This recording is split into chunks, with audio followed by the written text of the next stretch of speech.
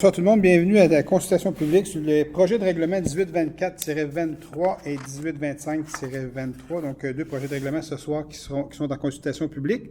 Avant d'aller plus loin, je vais souligner la présence des membres du conseil et de l'équipe de direction qui est ici pour au niveau de l'aménagement du territoire, en fait. Donc, je vais aller tout de suite je vais aller à ma droite complètement, Hugo, directeur d'aménagement du territoire. Bonsoir. Gilles. Bonsoir. David. Bonsoir. Et je vais aller à ma gauche avec Joanne. Bonsoir. André. Bonsoir. Sylvain. Bonsoir. Mario. Bonsoir. J'ai Geneviève, qui est notre greffière adjointe, qui est là ce soir en l'absence de Sophie. Bonsoir. J'ai dans la salle, mais tout pas dans la salle. On est tous dans la même salle, en fait, mais on n'est pas passé au bon endroit comme d'habitude. Donc, il y a Chantal. Bonsoir, présent. Il y a Natalia.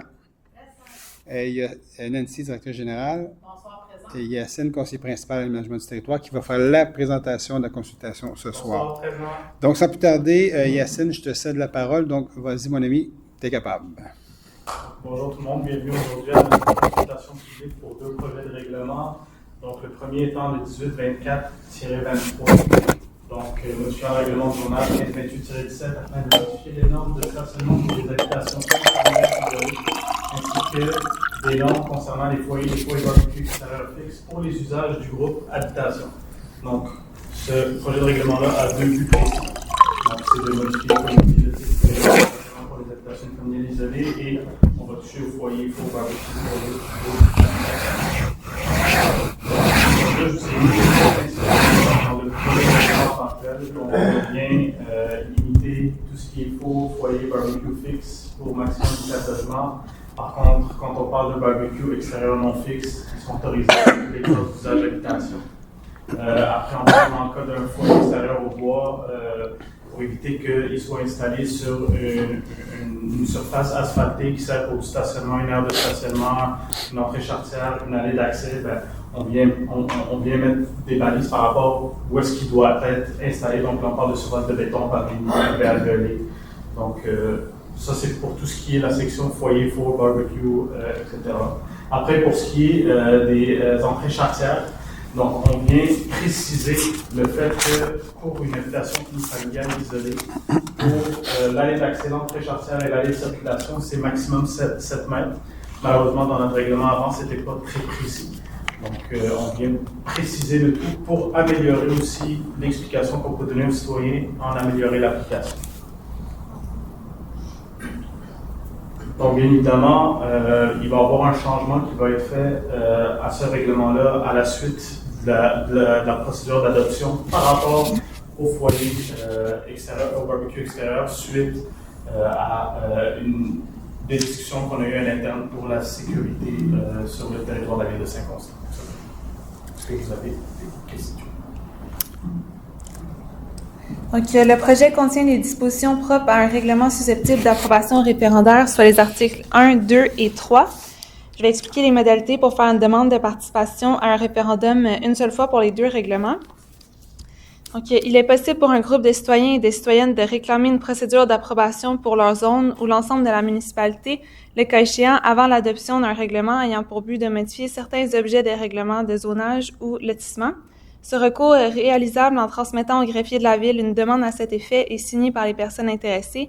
À la suite de la consultation publique, le Conseil adoptera un second projet de règlement incluant s'il y a lieu des changements. L'adoption du second projet sera suivie de la publication d'un nouvel avis sur le site Internet officiel de la Ville indiquant, entre autres choses, l'objet des dispositions susceptibles d'approbation, quelles personnes intéressées peuvent signer une demande, l'endroit approximatif où sont situées les zones visées. Toute demande doit être reçue à la municipalité au plus tard le 8e jour suivant celui où est publié l'avis. Toute personne qui, à la date d'adoption du second projet, n'est frappée d'aucune incapacité de voter et qui remplit dans un premier temps une des 3 conditions suivantes est habile à signer une demande. Être domicilié, être propriétaire d'un immeuble ou être occupant d'un lieu d'affaires dans une zone d'où peut provenir une demande. Les conditions particulières applicables à chaque catégorie de signature sont énumérées dans l'avis public. Toute demande doit être signée obligatoirement par au moins 12 personnes intéressées dans la zone d'où elle provient ou par au moins la majorité d'entre elles si le nombre de personnes intéressées dans la zone n'excède pas 21. Une demande doit indiquer clairement la disposition qui en fait l'objet, la zone d'où elle provient, l'intention des signataires de vouloir soumettre la disposition identifiée à l'approbation des personnes habiles à voter concernées, et la demande de porter la signature des personnes intéressées. Merci beaucoup, Geneviève. Merci beaucoup, Yacine. On va aller avec le deuxième. Oui, donc on procède tout de suite pour le 18-25-23.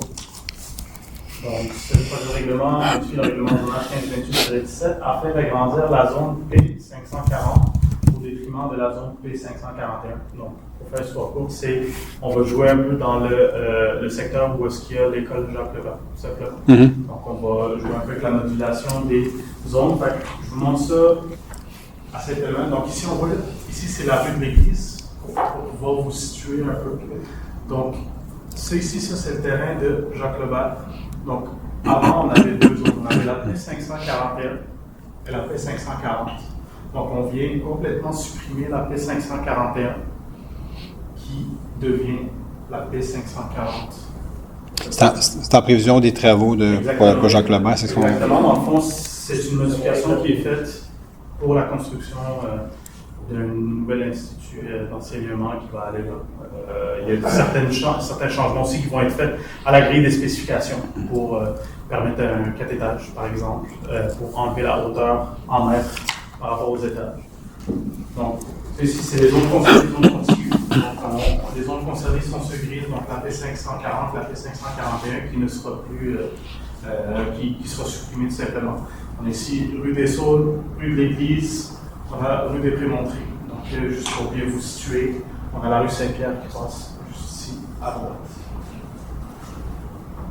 C'est une demande en même temps du centre de service scolaire? Exactement, c'est une demande qui provient là, du centre de service scolaire. Puis ici, là, je vous montre la nouvelle grille de la zone P540. Donc, comme j'ai dit tout à l'heure, les principaux changements, c'est permettre des établissements d'enseignement public de niveau maternel, élémentaire et secondaire sur 4 étages maximum sans hauteur en mètres.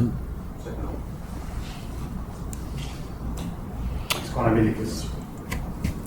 Donc, le projet contient des dispositions propres à un règlement susceptible d'approbation référendaire, soit les articles 1, 2 et 3, et c'est les mêmes règles que j'ai mentionnées précédemment. Alors, merci beaucoup Geneviève encore une fois. Merci Yacine pour les explications et merci tout le monde de votre présence pour cette consultation pour ces deux projets de règlement. Donc, je vous souhaite une bonne fin de soirée et à plus tard, une extraordinaire dans quelques instants. Donc, on va réenregistrer dans quelques instants. Donc, bye bye tout le monde, à tout à l'heure.